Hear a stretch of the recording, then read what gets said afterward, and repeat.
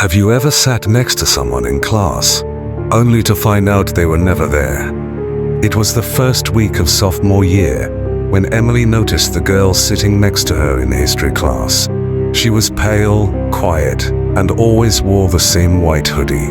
Her name was Claire, or at least that's what Emily thought she said.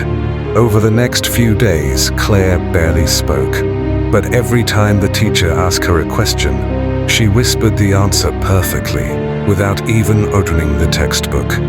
One day, Emily leaned over and asked, "Why don't you ever talk to anyone?" Claire slowly turned, her messy black hair falling over half her face, and whispered, "Because I'm not supposed to be here." Emily let out a nervous laugh, thinking it was a joke. But when she blinked, the seat was empty. The next morning, Emily went to the office to ask about Claire, but the receptionist froze. "Claire Matthews?" she said softly. She died in this school 10 years ago." That's when Emily's phone buzzed. A new text message. "Don't tell anyone you saw me, or you'll join me." There's a reason why some places in your school are always locked.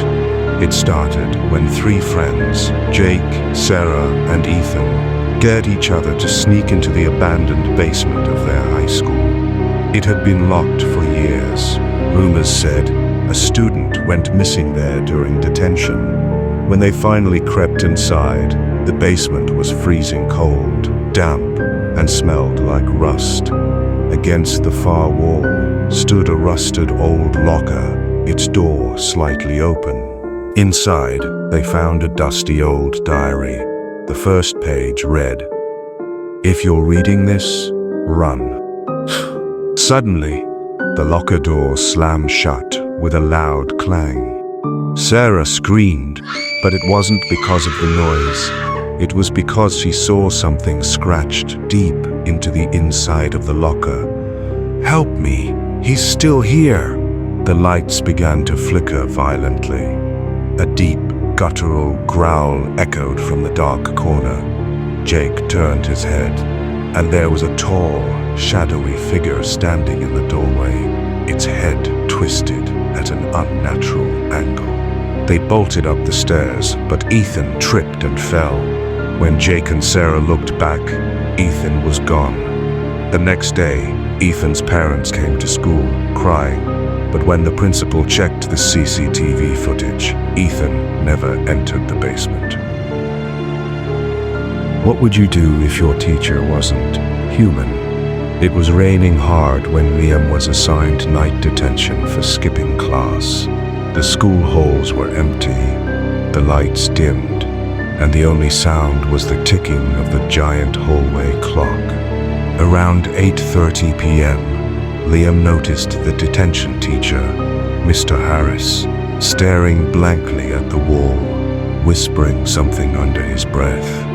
Liam leaned closer and heard him murmuring, "They're waiting below."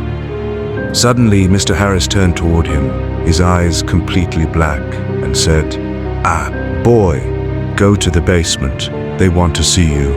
Terrified, Liam ran, but every hallway led back to the same locked door. Finally, he opened it and found a classroom full of students. They were pale, silent, and their faces were covered in scratches. One of them looked up and whispered, "Shush, if you scream, he'll hear us."